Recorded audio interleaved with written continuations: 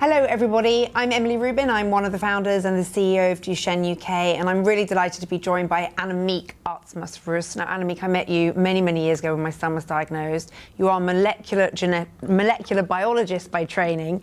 In those years you've become a professor. Just talk me through quickly what you do. So I'm mainly involved in Duchenne research, so preclinically trying to develop a therapy, mainly exon skipping. But to do that, you don't only need to test the exon skipping drugs, you also need good tools. So we've been also helping to develop model systems, so animal models that allow you to test the human-specific exon skippers in the mouse, so that what you test in the mouse is what you test in the patients, rather than you test one compound in the mouse and then something different in the patient, where you have to extrapolate not just from mouse to human, but also if you test one compound in the mouse and then a different one in the patient, there might be differences just because the compounds are different.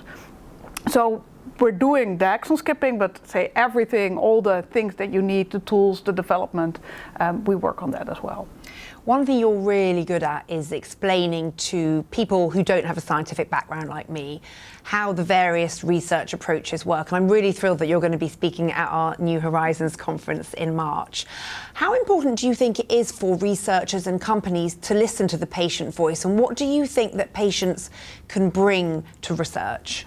Well, I think, first of all, it's crucial that they listen to the patient's voice, because they're making the therapies for the patients. So you have to understand, so what can the therapy do, and is that something that the patients actually want, because that has to match. If that doesn't match, then again there's no point in developing the therapies.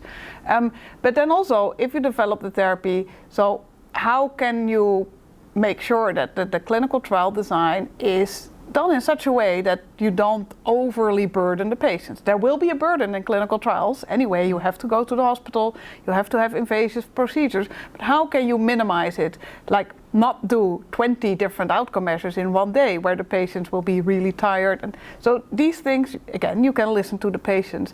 But then there's also, you want to know what level of risk is acceptable to the patients, because these are new compounds, and what we know for efficacy, we know that what patients don't want is to lose the next function. They want to keep whatever function they have as long as possible. That we know. But what level of risk are they willing to accept for improvement, a slower disease progression?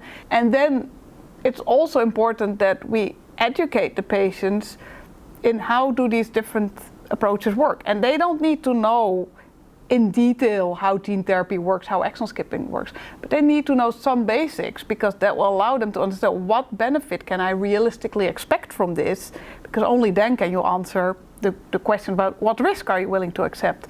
If there's a chance for a cure, you're probably willing to accept many more risks than if it's just a slower disease progression or stabilization. So I think that's, you need to listen to the patients, but you also need to equip the patients so that they can provide you with the information that you need. I've learned over the years that scientists and clinicians tend to not like using the word cure. Yes.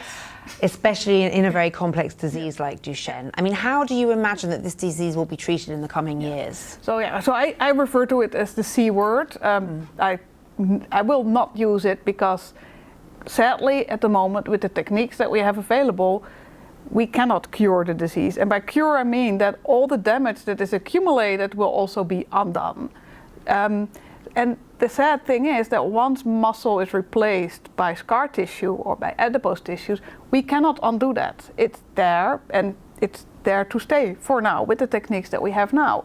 What we can do is bring back a partially functional dystrophin that will hopefully slow down the disease progression. What we can do is target the downstream processes. What goes wrong if you don't have dystrophin, or if you have a partially functional dystrophin?